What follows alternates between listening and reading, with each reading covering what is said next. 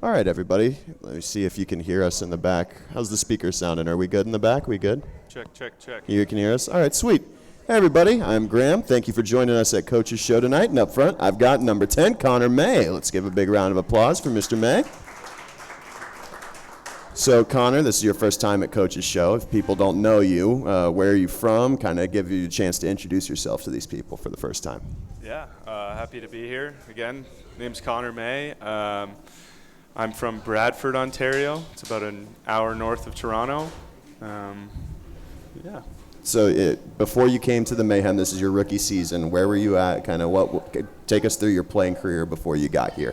Yeah, I played junior hockey for 3 years, kind of around where I grew up, and then went to school in Michigan at Adrian College for 5 years, and now I'm here with the Mayhem. So your first season coming in, how would you describe your game to someone, and what kind of things do you pride yourself on in your game? Try to be a little bit offensive, a little defensive, trying to take pride in face-offs. That's a big thing, trying to get better with those, and just trying to put the puck in the net. So that's the kind of game that you've started. Has there been any adjustments that you've made coming into the pros from Adrian last season? How's the game been similar or different? It's a little different. Coming from college where you play with 4 lines and an extra guy, you're not always getting as much ice time. Smaller rosters here, was a bit of a big jump right away just to get the conditioning up and just adjust to the flow of the game. But that's been a big part is, getting more condition and just getting used to the flow of the game. Was that something that you needed to kind of get into the swing of things like once the season started, or was that something that you knew was going to be an adjustment the second camp started? What was camp like kind of for you? Yeah, you kind of know that there's going to be an adjustment, but you can't really plan out the adjustment until you actually are there and in it. Camp was it was a grind, 2 weeks, and go to meeting new players and learning new systems to fighting a teammate and all the fun in between. Well, that's one thing that people have asked me about before, and I've never actually really known the player side of things. Why do you fight in camp? Sometimes it's frustration and things boiling over, and other times it's just guys trying to stand out and make a point to the coaches, give the coaches something to see, because as much as the coaches recruit and watch beforehand, that's their first chance of really showing them on the ice. So the season starts. What was the game like for you at the beginning of the season? How was it similar or different? Any differences you noticed right away? Game number 1 in Pensacola in mid-October. Game number 1, fast. It was definitely quick. Going from, that was the first game in a while after summer off. Definitely was an adjustment, but seeing some of the veteran guys and how they handle themselves and just getting back into the swing of games, you kind of pick it up pretty quickly. And where would you say the team is at right now? Obviously, a long time has passed since that game, and you've got half a season under your belt. How would you describe where the team's at this point in time? Yeah, I think we're on the come up for sure. The standings aside and maybe some of the early results aside, I think that we started off, we were in a lot of games, maybe didn't get quite as many bounces, weren't scoring as many goals, but in the last few weeks we've started to be able to put the puck in the net more and, kind of come together more as a team and play more of a team game, which at the end of the day helps. I think people can tell too. Yeah. What would you say the goals are for the team right now, in a big picture or a small picture? Big picture, I think everyone's goal is make playoffs and go as far as you can, hopefully win. Small picture is just taking every weekend as they come and one game at a time, trying to get wins. And especially right now with us having some games in hand on a lot of teams, just not letting those opportunities pass us by. So this weekend is a big opportunity. You're not going to make up or gain any games in hand, but 2 games against Knoxville, who are just 1 point ahead. What are you kind of looking at in that series as it gets started? Yeah, Knoxville, they're a good team. They're skilled. Tough arena to play in sometimes. Just it's a little smaller. Things happen fast, but we had success there the last time, and hoping to roll in there and keep that going. Get it done. What do you think, for you, where do you think your game is at individually right now? I think it's improving day to day. I'm getting a little more confident, whether it's D-zone, face-offs, offense, starting to put the puck in the net a little bit more, which obviously adds to the confidence. And yeah, I think just the way the team's building and growing, it helps me personally. That's awesome. Sure. What was, if you had to pick one, what would you say your favorite memory since joining the team this season has been? Favorite memory? Favorite memory probably comes off the heels of not a great memory, but having JT come back and be able to come out on the ice and walk out there and drop the puck for us, and especially just seeing him back with the guys in the room, and he's full of energy always, and for him to go through what he did and be able to come back for us, I think it's helped us a lot, just learning to battle through things that we think are tough. Absolutely. We're going ahead and open the floor for questions here in house. We'll also have some questions roll in online as they do, but chance for anybody to ask Connor anything that they may have for him. Got one on the side. If you would explain a little bit what you mean about Knoxville being smaller than arena. It seems to me like it would be regulation everywhere you went. What's the difference? He asked about Knoxville's smaller arena for people online. Yeah, you would think that the rinks are all regulation and up to standard, but some rinks, I don't know what their stadium's actually built for, but I'm pretty sure it wasn't built for hockey. The neutral zones, like from blue line to blue line, is actually tighter, and even in the O zone, when you skating over the blue line, you could be at the point, but it looks like you're shooting from the hash marks. So there's different rinks that are built a little different, and so definitely changes the way the game's played. Things happen a little faster. Is the quality of the ice consistent everywhere you go? Asked about quality of the ice as well. Pretty average. Yeah, there's a little bit of differences between some rinks. Depends. Sometimes the warmer areas don't have the best ice. Colder areas will have harder ice. That, depends. Some guys like it when it's a little softer. Some guys like it harder. Anybody else got anything for Connor? Got one in the back? So a couple weeks ago, you had 2 goals in the game and a couple chances at the hat trick. How important or how nice would that have been to accomplish the hat trick? He asked about when you were sitting on 2 goals in that one game a couple weeks ago. Yeah, definitely wasn't expecting to. I mean, it kind of happened all fast. I know we got the empty netter late, and I got a really good chance right after that. Kind of just caught me off guard, and the goalie made a nice save. Definitely would have felt great, but 2 goals and a solid win at home, feels just as good, and it'll come. Got one over here. So your production overall over the past couple weeks has been lights out. Is that you guys are playing now and rebuilding, or you being right place, right time, maybe a combination of both? Asked about the production over the last couple of weeks. Yeah, we've changed up lines and stuff, and so I've gotten to play with, the majority of our forwards, and I would say just right place, right time. Sometimes, when you get one, you get bunches, and that's kind of just how the game goes. Definitely just right place, right time, I would think. Anybody else got anything for Connor? No? All right, we'll give him a big round of applause. We'll take a quick break, and then we'll have Mr. Welsh up Thank here you, at the guys. front.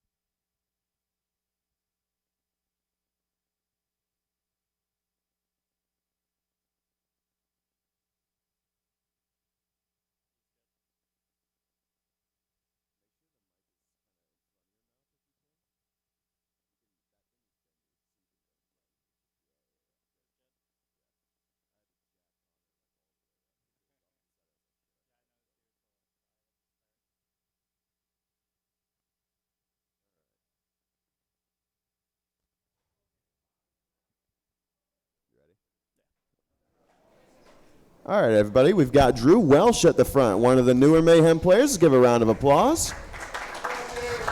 So do the same thing Connor did. Just give you a chance to introduce yourself to everybody. Yeah, I'm Drew Welsch. I'm from Trenton, Michigan, so just about 20 minutes south of Detroit. Now, how close is that to Adrian, where Connor played? About an hour and a half. So pretty small world. Obviously, in Michigan, it's a little condensed as well, right? Yeah, I'd been through Adrian a couple times before going to college, so I knew where that place was. That's cool. So you came here in the middle of the season, but you finished up last year at school in Michigan, in that area, and made an impact for another pro team at a different level. Kind of walk us through the start of your pro career last season. Yeah, it was interesting. At the end of my college season last year, myself and 3 of my college roommates at the time received a call from the Port Huron Prowlers just asking us all to join the team and see if we can make it work with school finishing up. So we all joined the team. We were driving there every week and played for them to finish off playoffs. So it was a really cool experience for us, and I think it helped out a lot to start this year. I was going to say, what does that do for your mental to kind of jump right into a team that's making a playoff push and to be able to be a contributor right away? It was extremely, it made me feel confident for sure. I knew I could play in that league. I knew I could produce and help out on a winning team. So, yeah, it definitely was helpful. That's cool. And then you started with a different team at the start of this year before getting the call up to Fayetteville in the middle of this season. Kind of walk me through that process, whether it be in the off season, trying to figure out, what team you're going to play for in that league, and then getting the actual call up to Fayetteville this season. Yeah, the off season was kind of a scramble. I knew I was trying to make the SPHL. This is where I wanted to play. And my rights in the FPHL were kind of all over the place. So when I didn't make the SPHL to begin with, I was out in Danbury, so Connecticut is a long way from home. Went out there to start the year, and had a good start, and luckily got a call up to Fayetteville. So I was going to say, what was going through your mind when you did get that call from Fayetteville? it was pretty random. It was the morning of a game day in Danbury. They called and asked if I could meet them in Roanoke that night. So it was about 8 hours away from where I was, so I packed up my car a little bit and drove down to Roanoke and got there about 30 minutes before warm-up. So it was a weird start. Wow. And then you had a little stint in Fayetteville, found your way here to Macon. What's that shift been like for you, changing from team to team mid-season?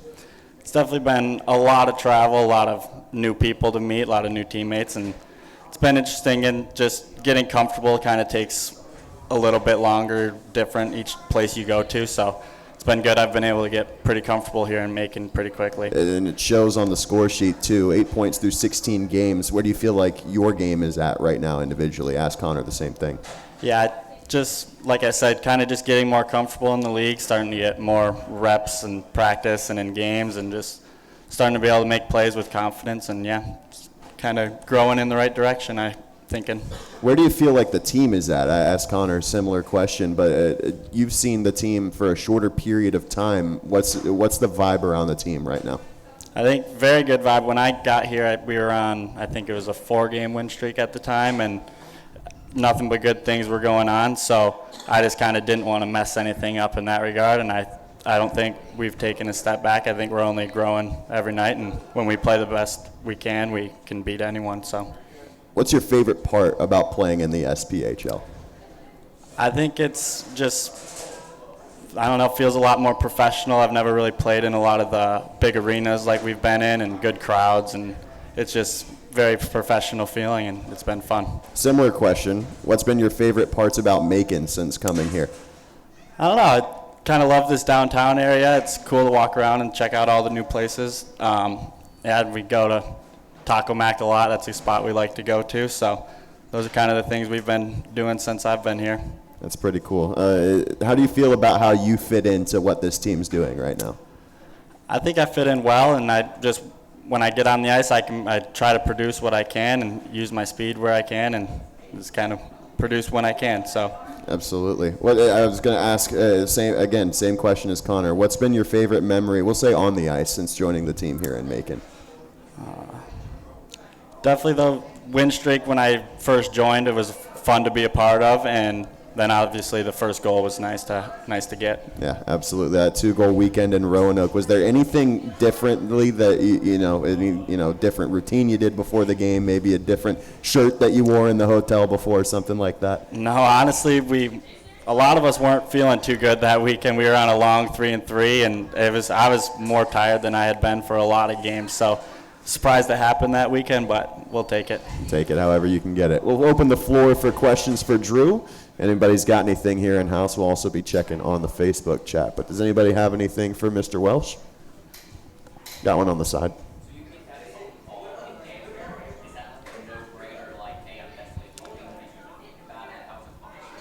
Asked if he had to think about taking the call up from Danbury. Yeah, it was a no-brainer. As soon as I checked the GPS and saw that I could make it on time, it was a no-brainer. Anybody else got anything for Drew? Got one over here. The difference between the federal and the southern league? It's definitely faster. I think it's heavier, stronger, and I think everyone just makes the right plays more often in this league, so you get away with a lot less mistakes. In the back? You're on the smaller side for skaters, obviously. Going up against a team like Roanoke last weekend, who has a lot of big bodies that like to throw it around, how do those hits wear on you? Asked about the physicality of the game against bigger teams, bigger players. Yeah, they start to wear on you overall, like throughout the year, I guess, if you get hit a lot. But throughout the weekend, I just try to stay using my speed and kind of just not get hit as much as I kind of just tried not to get hit. So, yeah, that's kind of where I was at. Anybody else got anything for Drew before we get Coach up here? Nope. Oh, someone got two online. Megan says, I need to know who Drew's favorite sibling is. Since it was Megan that typed it, I'm going to go with Jason. And then we got another one that says, who's your favorite team to play against and why? So far, I'll say Roanoke because I've done pretty well against them, and I've played against them the most so far. So easy enough. Yeah, All right, go Roanoke. everybody, big round of applause for Mr. Welsh. Thank you for being here. We'll have Coach up here in just a second.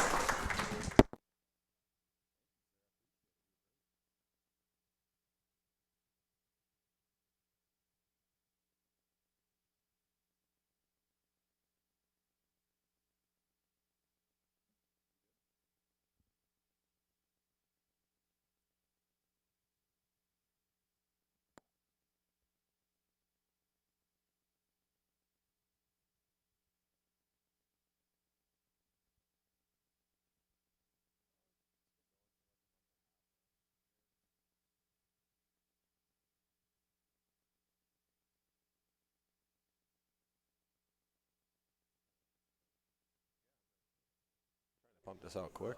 All right, everybody, we've got Coach Pszenyczny up at the front. Let's give him a hand real quick.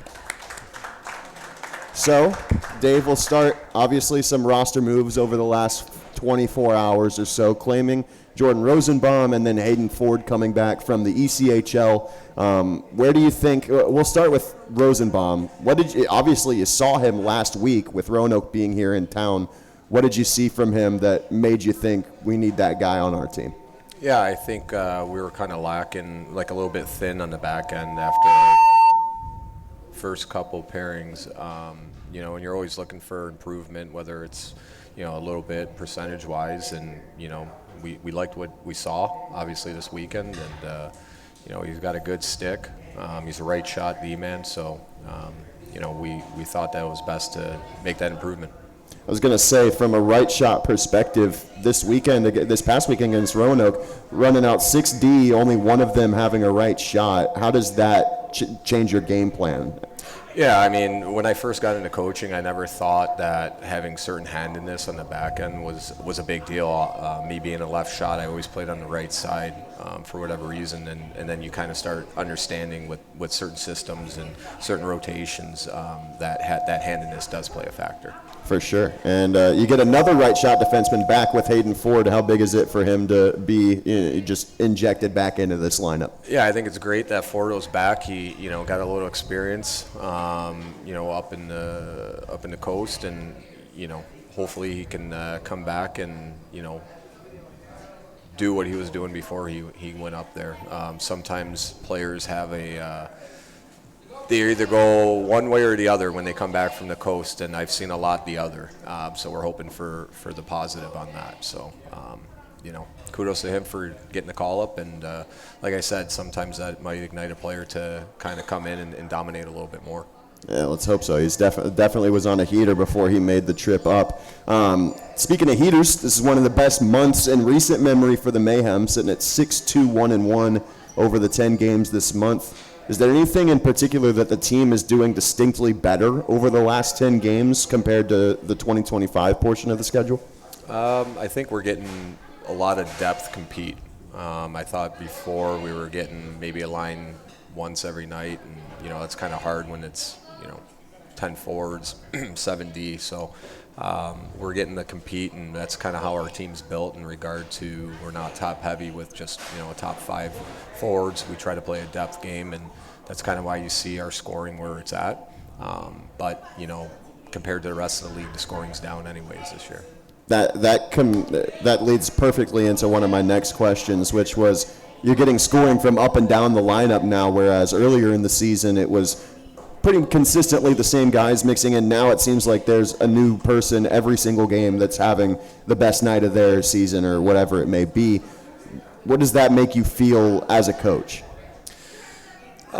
It kind of goes with what we want, leading into playoffs. So, for us, when it comes to that, and we see more scoring out of, Welsh and Mayday, that's because their confidence in their game's been going. We still have a very, very young team when it comes to how many games they played professionally.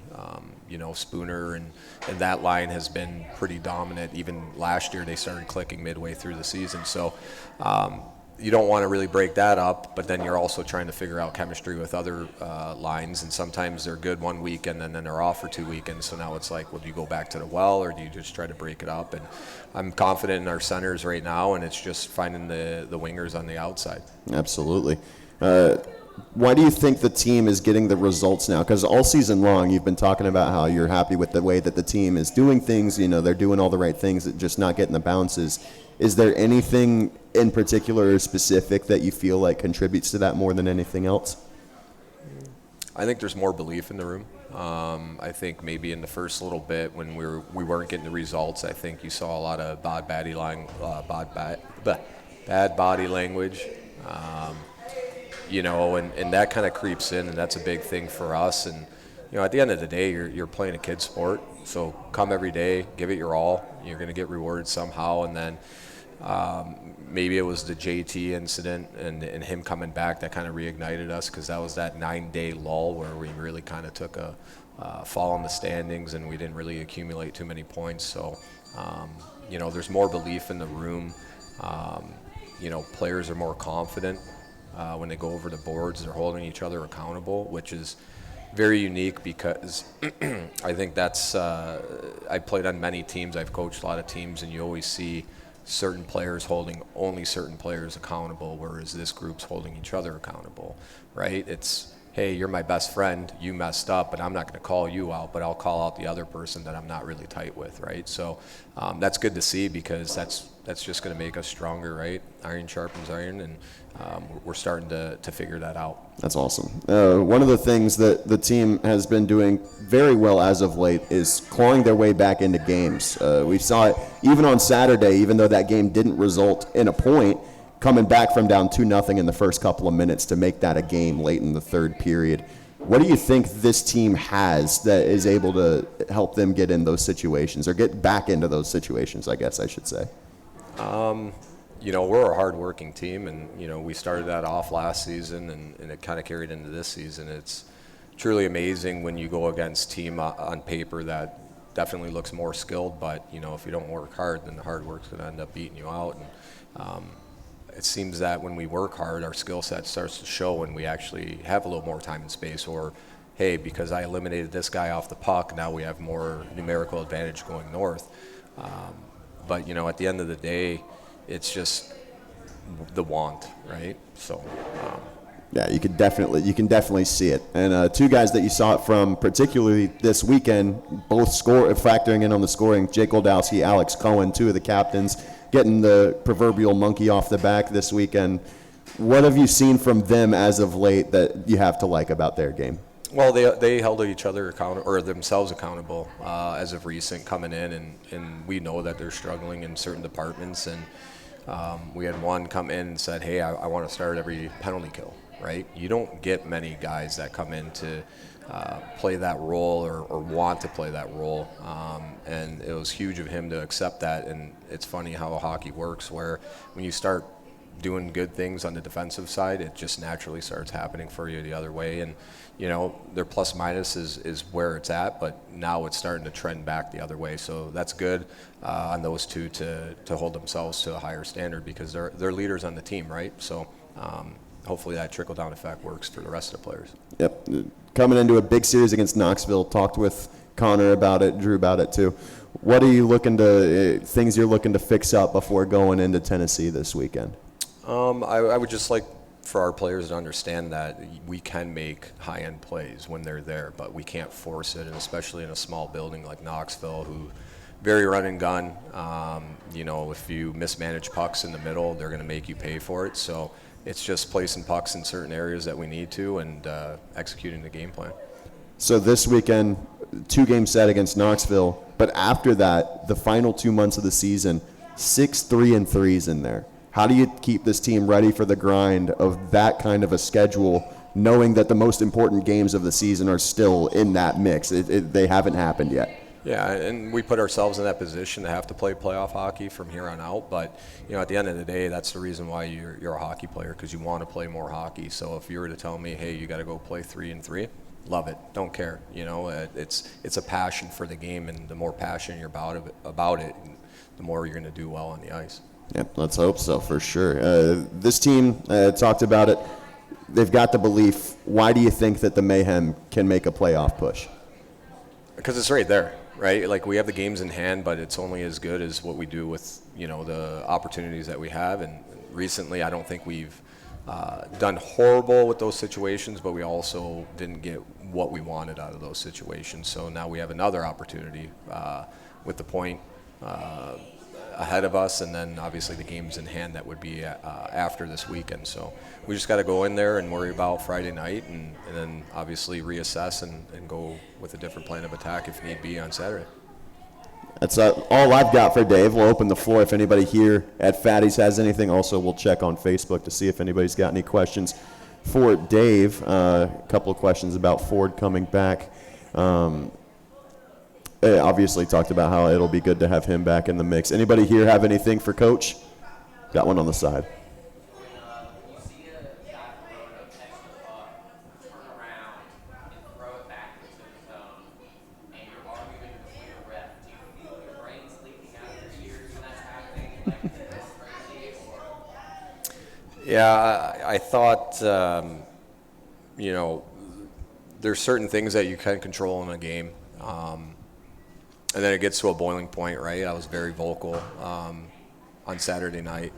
And it's not because I'm a sore loser or anything like that, but it's just like the flow of the game, right? And then I take it to another level where if I'm a fan, right, like I want to see, you know, unbiased calls, right? I want to see just fair. And it just got to the point where we felt that any other night, those are calls, and then 2 seconds later, we're getting the penalty. It is what it is, and you know we still had our opportunities as far as 3 power plays we didn't cash in on, but we did do a good job on the penalty kill by going 6 for 6. So, Anybody else got anything for Dave over on this side? Another two-part question is, Berkeley, when he comes back, carry 3 goals and keep 3 going? So he asked about the goaltending mix once Birkin's ready to come back off of injured reserve. so you do have the option of carrying 3, but it's not beneficial because now a skater has to leave, right? Because you're only allowed 19 active roster. So if he were to get activated and we were to carry 3, then a forward or a D has to go. So beneficially, it's not really good because only 1 plays every night, and obviously you need a second one in case stuff hits the fan. But, you know, we're assessing that day to day. I don't think we have to worry about that decision for a little bit here. Got one online. It says, will we have to get rid of a player due to Hayden returning and the waiver claim? Talking about Rosenbaum. Possibly. Things normally have a way of working themselves out. But yeah, that's it's up in the air until tomorrow, actually. Got it. Anybody else here? Yes. Kind of a follow-up to my first question. So, in Roanoke, Carrera kind of gets mauled on the power play. He shoves a guy into the power play. This weekend, since these stick gets slashed, no call, he goes over and roughs the guy. In those situations, just as a coach, do you coach them on the bench and specifically, and those are two great players, right? They produce every night. Do you say anything on the bench, or is that like a video session? Like they know they got stuff. They got to keep like a cool head in those situations. Because how do you approach that from a coaching standpoint? Asked about how you approach players retaliating from a coaching perspective mid-game. I think it's very difficult because pro hockey it's a big boy sport, right? So if I'm not physical, then you're kind of leaving blood in the water and the Sharks are going to eat you up. Now, does the officiating kind of slant it one way or another? Absolutely.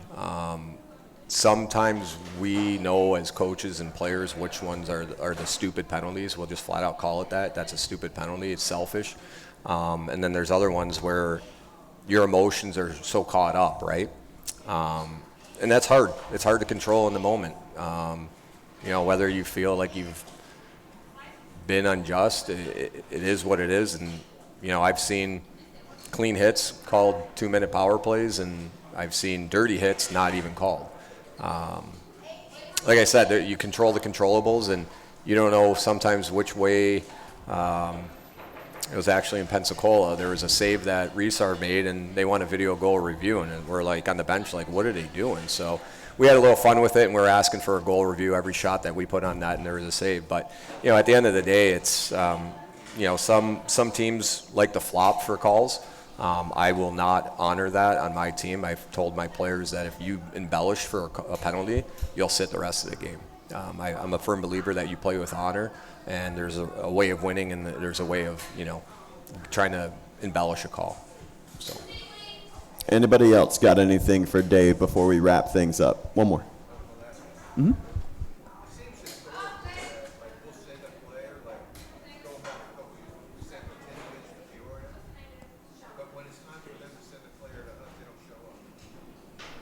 So the questions, I guess, about players actually being returned in trades. This is dating back a while ago, I guess. Yeah.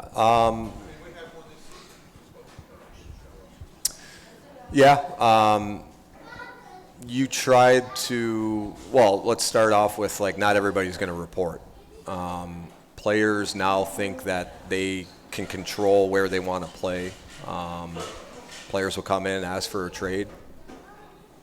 I mean, there's a lot of things that are kind of out of an organization's hands, when it comes to that, because for one, if you're asking for a trade, then I don't want you, because you clearly don't want to be here. And as far as trades, there's no guarantee that the player is going to report.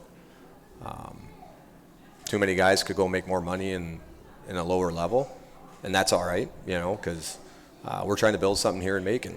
And let's just call a spade a spade. It hasn't been the greatest here in the past, 4 or 5 years, And I don't really even count the COVID year, because that was just a random all-star team on each team in our league, right, with 5 teams. So when you're still dealing with the past, when you're trying to recruit a player, sometimes it's very difficult. Like, they don't even want to give it an opportunity because of what they heard what was happening here prior to. And that's just the truth of it. But I could tell you first and foremost that things have changed quite drastically. The locker room, how the players, get treated in there. I played professional hockey for quite a long time, and that dressing room is probably one of the best I've ever stepped into at the minor league level. Anybody got anything for Dave? No? All right, saw a lot of new faces tonight, so thank you for joining us at Fatty's. We will be back here again on February 10th for our next coaches show. Thank you, everybody. We'll give one last round of applause for Coach P, and we'll see you next weekend at home.